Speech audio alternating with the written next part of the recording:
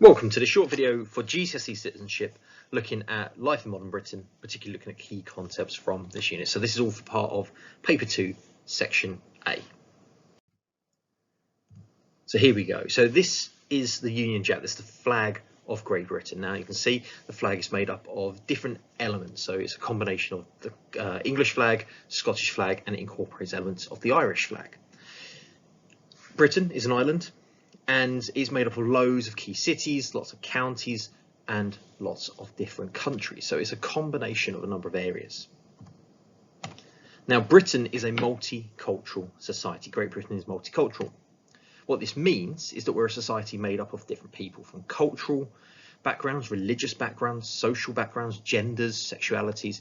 We're a whole big group of different people all working, living, and socialising together. Now, Britain has two things. We have principles and values.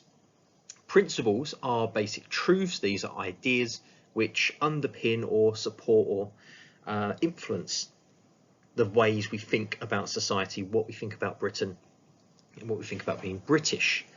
Values are standards of behaviour, a bit like rules of behaviour. So how we are expected to treat people, how we are expected to be treated, what ways and things we think are right and just.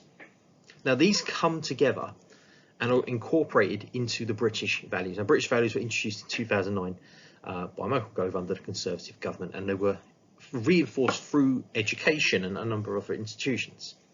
So these British values are values we associate with living in modern day Britain. It's a combination of the principles and the values. British values has four elements. We have democracy, which is a political system based on people having the power to decide, the power to vote, the power to have a say in what happens to them, to the country, and who leads it. So having the power to vote and voting in government elections or in referendums or local council elections, this is democracy. Individual liberty is your freedom. It's your freedom to make choices, to make decisions, to live how you want, to do what you want, to worship how you want, to have relationships that you want. That is individual liberty. It's essentially your freedom. But this freedom does have to fall within the rule of law. So the rule of law is the law, the legal system. We have to follow the rules of the land, the rules of the country. And if we come all the way back to democracy, as we take part in voting practices and having a say in how the country works, this influences the rule of law. And last but not least, we have tolerance. Now, tolerance is the concept based on people in a society understanding other people, accepting differing viewpoints, different opinions, and living and working side by side. And it is about unity in the community. Now, as I mentioned earlier, tolerance is key for multicultural society. To have a multicultural society, as we do in Britain, we need to have tolerance. And as it says, a society that is based on tolerance and mutual respect is essential for forming, promoting, and maintaining a multicultural society. Now, these British values, these four British values, democracy, individual liberty, rule of law, and tolerance, they all affect you, the individual at the bottom here. So you have democratic rights. You have the right to vote when you hit the legal age which you can do so. You have freedoms to do as you want, what you want, have relationships, religions.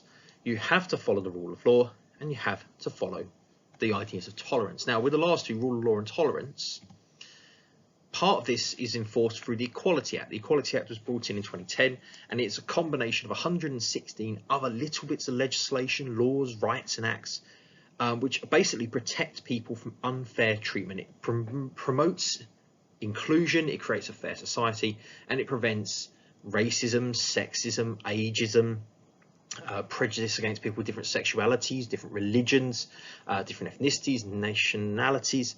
It protects a whole range of individual rights, and it protects people, ensuring that the rule of law and the tolerant society we have is enforced. Now, the Equality Act applies to everyone. So as part of rule of law, you have to follow the Equality Act, and that influences how you would act. Now, as we've gone through all these things, so as a British citizen, as part of the British values, you are influenced by these 4 values: democracy, liberty, rule of law, and tolerance. Now, this is essential in terms of gaining your citizenship and being a citizen. You are active in following these processes. Citizenship also, if you sort of come to the UK from another country, you apply for citizenship. This is essential in providing you with access to democracy. So if you're a citizen of a country and you have a citizenship status and you're legally recognized as an individual of that country, you are allowed to take part in democratic processes. So again, most of you will be given this at birth, but some of you would have to earn it through taking the citizenship test. Now, this democracy is really important because everyone having the right to vote, having a right to say, this is a key part of being an active citizen, taking part in democratic processes such as voting and elections. And that comes all the way right back to the beginning of part of those, what it means to be British, what Britain stands for, and then filters back down to the democratic values and the British values that we've discussed here. So hopefully this is helpful. This is a few of the key concepts that will appear, as I said, at the very beginning of Life in Modern Britain as part of the GCSE Citizenship course. Hopefully these definitions will help you understand, and this may help you understand of how these processes and concepts fit together. Thanks for watching. Hopefully this helped, and see you all soon.